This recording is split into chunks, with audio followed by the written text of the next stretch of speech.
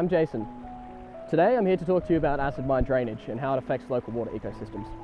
Today I'm on site in Appin, near Brennan's Creek, where West Cliff Colliery's outflow water flows into the local ecosystem.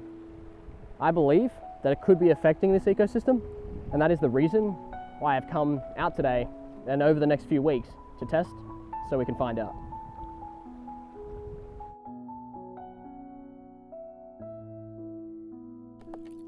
What am I doing?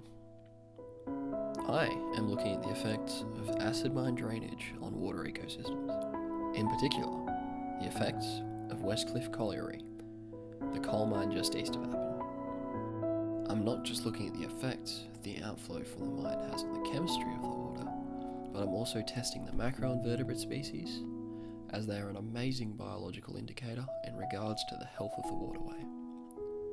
I initially had plans to also include the rehabilitated silver copper mine at Sunny Corner, but with time and safety constraints, I've had to stick to the one case study. Why am I doing it? Coal mining is a serious environmental issue, as it degrades the surrounding environment, especially the aquatic environment that the wastewater is discharged into. The effluent from coal mines is seen to be toxic, as it generally contains high salinity levels, is more acidic, and contains higher levels of various heavy metals, including zinc and nickel.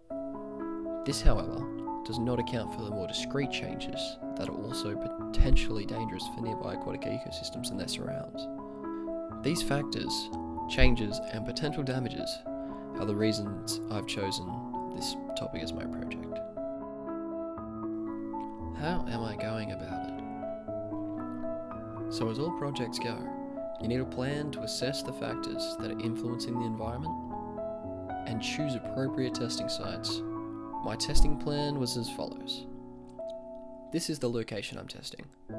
I've highlighted the water systems themselves, namely Brennan's Creek, containing the mine outflow point, and George's River, where the creek is running into.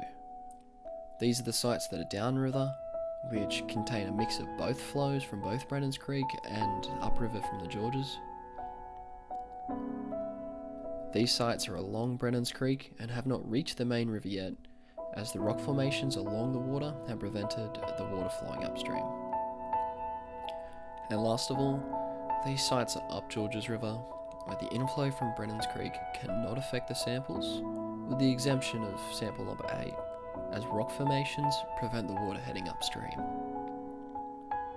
At all sites, I'll be testing temperature, dissolved oxygen, pH, turbidity, electrical conductivity, total dissolved solids, and phosphate nitrate levels. What are the associated risks? With all projects and experiments, there are generally risks involved. Some of these are more minor, like being clumsy and tripping over, maybe getting a few scrapes. Others, more serious, involving serious medical treatment. With my project, a risk assessment was performed, and it involved prevention methods, such as wearing appropriate shoes for the terrain, using sunblock to prevent sunburn, wearing long pants to avoid potential bites from animals such as snakes, bringing a friend to make sure if an incident does happen to occur, I have a witness for one, and I also have immediate assistance if required. Having a phone at all times, so if emergency services are required, they can be contacted. And last of all, having a first aid kit, as if any incident happens to occur, first aid is readily available.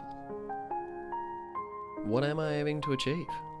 With this project, I am aiming to achieve a greater understanding and also gain first-hand experience with not only testing but the effects of acid mine drainage. Also, I want others to be more aware of its effects, and I'm hoping that possibly my results could be used for further explanations and/or projects. Progress and findings so far. So far, not much testing has been done. As well, I'm rather behind schedule, so my current results are inconclusive. But after preliminary testing, we find that there are some more substantial and noticeable differences with certain results. And these are: turbidity levels have increased after the inflow from Brennan's Creek by approximately 570%. That is a really significant increase. This significant increase would greatly affect the photosynthetic levels of plants residing towards the bottom of the river. Electrical conductivity has shown a significant increase of approximately 860% after the inflow, with the inflow being higher than that again. Total dissolved solids, which has shown an increase of about 850%. To be honest, that's just ridiculous. Well, this isn't all. There are other more minor changes to factors such as pH and dissolved oxygen, but without further testing, we cannot be sure as to whether these results are worth mentioning, as we're not sure whether they're accurate or not. So as an overall, that's my project and why I'll be doing it.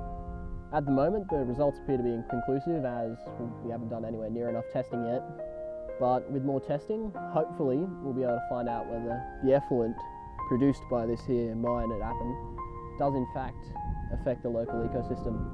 But until then, stay classy, Western Sydney.